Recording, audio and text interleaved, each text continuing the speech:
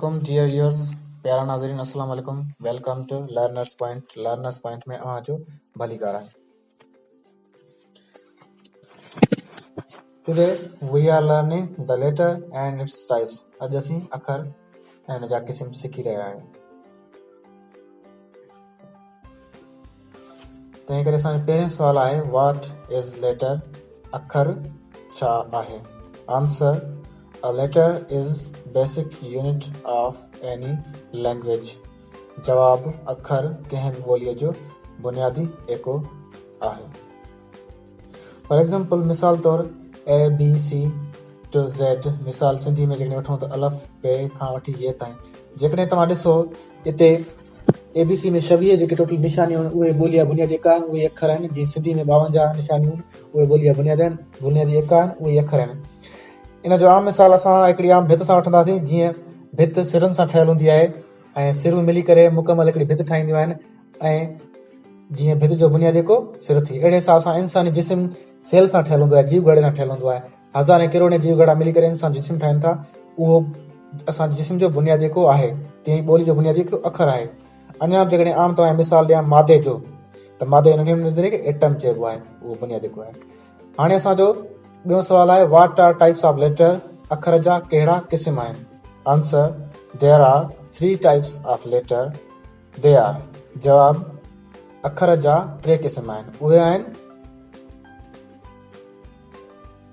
पहिरियों उन्हनि मां वाउल हरफ़ अलत. Example AEIOU. उन मां ॿियो क़िस्म आहे सेमी वाउल. Example YW.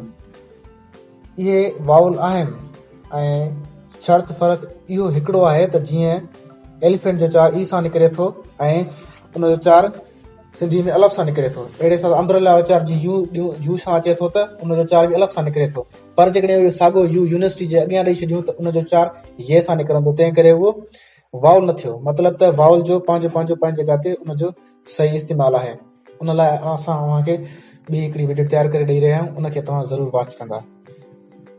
बहरहाल तेसि ताईं असां हेठि था अचूं ऐं असां सिखूं था त कॉन्सोनेंट छा आहे. पहिरियों तव्हां सिखियो वावल हरफ़ अलत ऐं ॿियो सेमी वावल. ऐं ॿी ॻाल्हि त सेमी वावल सिर्फ़ु अंग्रेज़ी ॿोली में थींदा आहिनि ऐं सिंधी ॿोली में न थींदा आहिनि.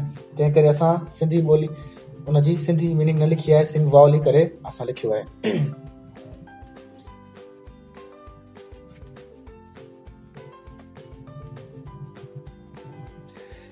टियों उन्हनि जो क़िस्म आहे कॉन्सोनेंट हरफ़ सही. उहे सिंधी ॿोली में आहिनि पर उहे उन्हनि जो पंहिंजो इस्तेमालु आहे. ॿिया अखर आहिनि अंग्रेज़ी जा हरफ़ सही आहिनि.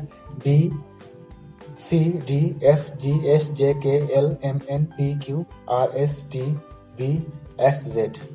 मतिलबु त इहे टोटली जेके बि अखर आहिनि उहे सभु मिली करे ॿोली जो वजूद रखनि था. ऐं इहे ई जीअं असां पहिरियां वाउल ऐं कॉन्सोनेंट सेमी वाउल जो ज़िक्र करे आयासीं, उन्हनि खां सवाइ को लफ़्ज़ नथो ठही सघे. ऐं ही उन्हनि जा बिल्डिंग वर्ड्स आहिनि, बिल्डिंग लेटर्स आहिनि, जिन सां असां उनखे ठाहींदासीं. तव्हांजी महिरबानी असांजी वीडियो ॾिसण जी.